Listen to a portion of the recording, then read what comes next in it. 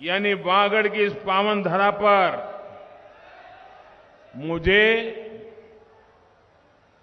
अनेक बार आने का अवसर तो मिला है।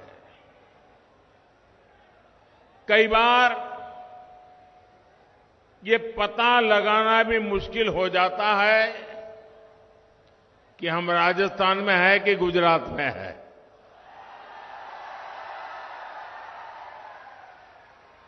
और यहां तो सैकड़ों सालों से मावजी महाराज का चौपड़ा खुलता रहा है।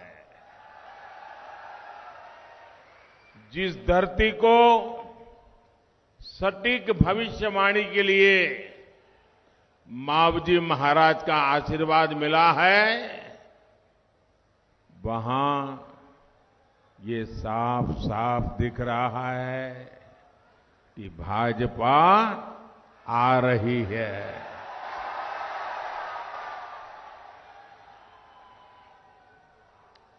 और ये भूमि मावजी महाराज की तपस्या की भूमि है। यहां से निकली हुई हर भविष्यवाणी 100% सही निकलती है। ऐसा ही है ना? ऐसा ही है ना? तो मैं मावजी महाराज को प्रणाम करते हुए, उनके आशीर्वाद लेते हुए आज एक भविष्यवाणी करने की हिम्मत कर रहा हूं। करो। मेरी ये भविष्यवाणी है, ये मेरी नहीं है। इस पवित्र धरती की ताकत है कि मेरे मन में ये विचार आया है और इसलिए बोलने की हिम्मत कर रहा हूं और मावजी महाराज की क्षमा मांग करके बोलने की हिम्मत कर रहा हूं। पूरे राजस्थान के लोग लिख करके रखे, इस बार तो नहीं, अब राजस्थान में कभी भी अशोक गहलोत की सरकार नहीं बनेगी।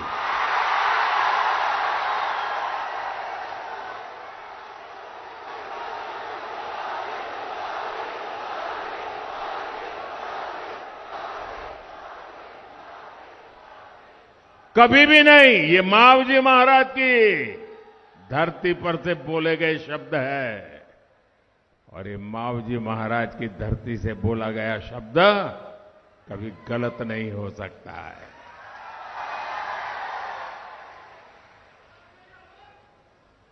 कांग्रेस के लोग जहां भी वोट मांगने जा रहे हैं, वहां उनको एक ही जवाब मिल रहा है। एक ही जवाब मिल रहा है।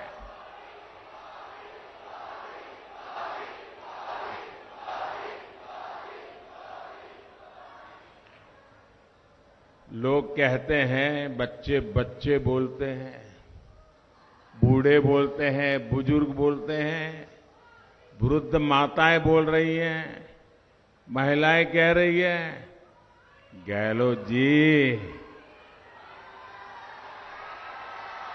गहलोत जी, कौनी मिले वोट जी,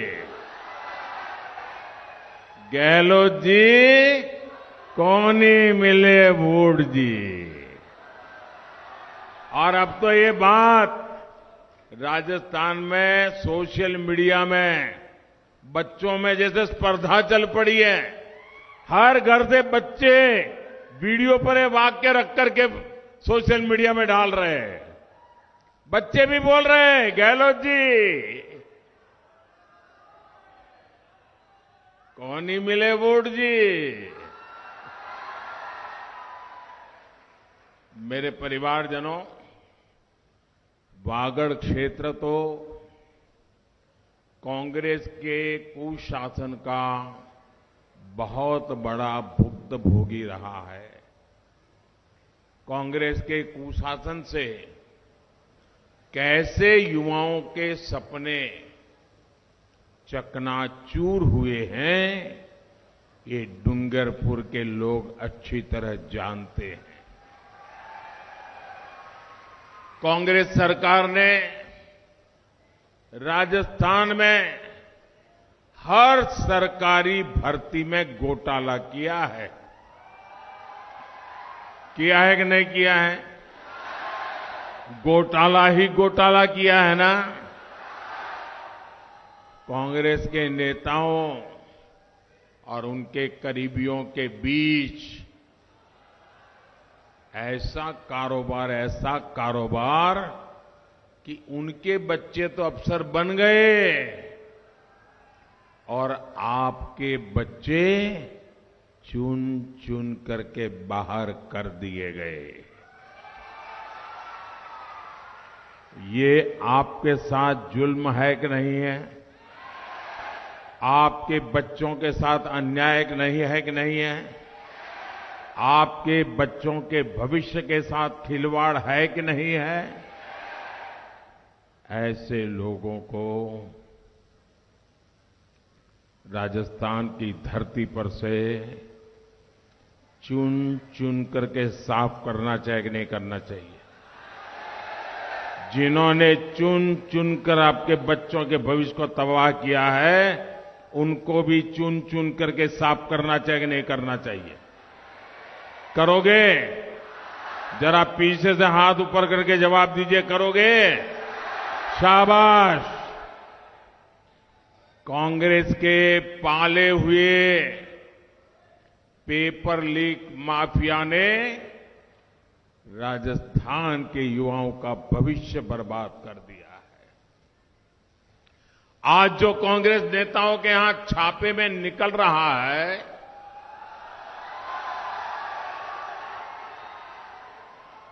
आज जो लॉकरों से सोने की ईंटें निकल रही हैं, काले कारनामों की लाल डायरी, ये लाल डायरी के जो पन्ने खुल रहे हैं ना, वो कांग्रेस सरकार की लाल डायरी में काली सच्चाई है। मेरे परिवारजनों, लोकतंत्र ने आपको कुशासन वाली इस कांग्रेस सरकार को बदलने का मौका दिया है। ये मौका हाथ से जाने नहीं देंगे ना। कभी कभार एक छोटी गलती 5 साल भुगतने के लिए मजबूर कर देती है। आपका एक वोट भी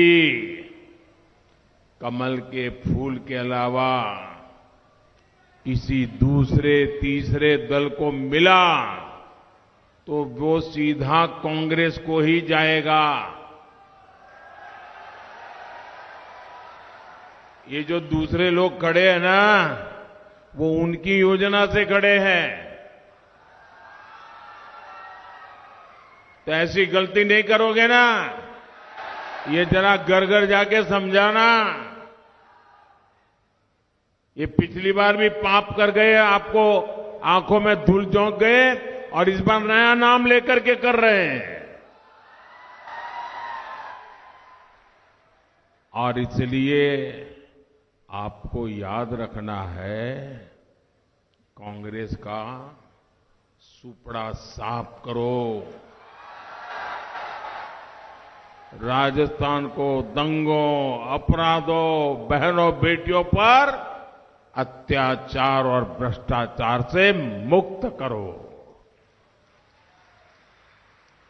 राजस्थान से कांग्रेस की विदाई इसलिए भी जरूरी है ताकि यहां केंद्र सरकार की हर योजना तेजी से लागू हो।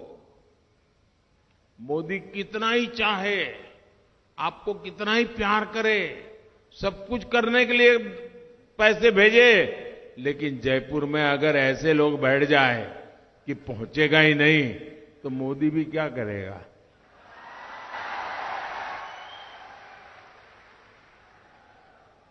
तो मोदी को भी तो काम करने का मौका मिलना चाहिए ना। आपके सपने मेरे संकल्प है, मैं उसे पूरा करना चाहता हूं और इसलिए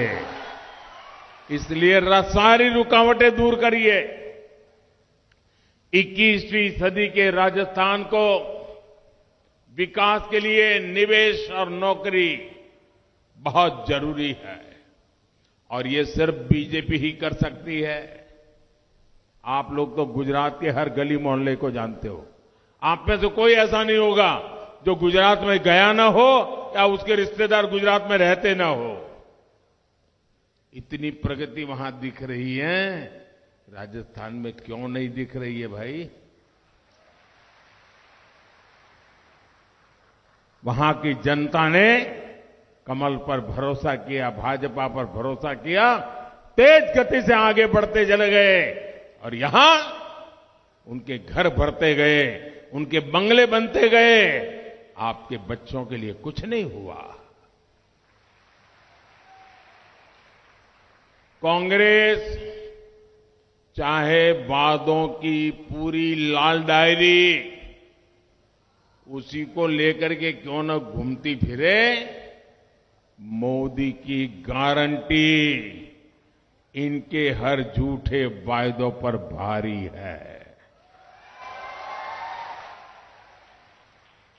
गरीब कल्याण, जन कल्याण को लेकर कांग्रेस से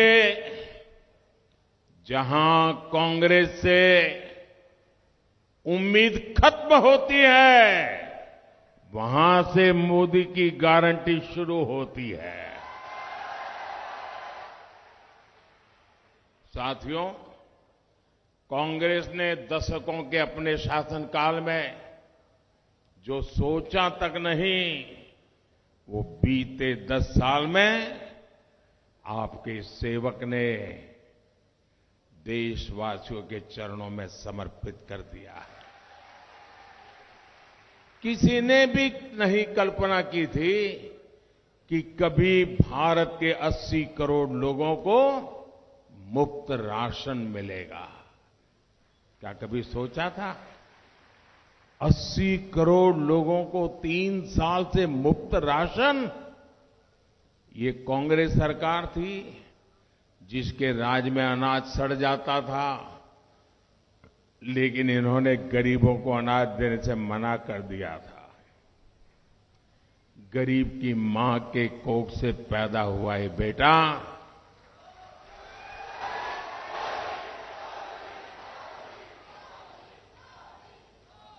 वो आपकी चिंताएं समझता है, आपकी मुसीबतें समझता है और इसलिए आपके इस सेवक ने संकल्प लिया है कि मुफ्त राशन की ये योजना आने वाले 5 साल तक चालू रहेगी। साथियों, कभी गरीब को मुफ्त इलाज मिलेगा, दवाएं 80% सस्ती होगी, ये भी किसी ने नहीं सोचा था। मोदी ने आयुष्मान भारत योजना और जन औषधि केंद्रों से ये भी संभव कर दिखाया। कांग्रेस ने तो गरीब को, आदिवासी को झुग्गियों में रखा, खुले में शौच के लिए मजबूर किया। कांग्रेस ने गरीब को धुएं में जीने के लिए मजबूर रखा, पानी के लिए दर दर भटकने के लिए मजबूर किया।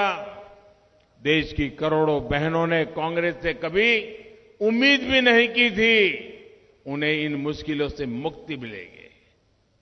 और इसलिए मैं कहता हूं, जहां से कांग्रेस से उम्मीद बंद होती है, जहां से कांग्रेस से उम्मीद बंद होती है, वहां से मोदी की गारंटी शुरू होती है।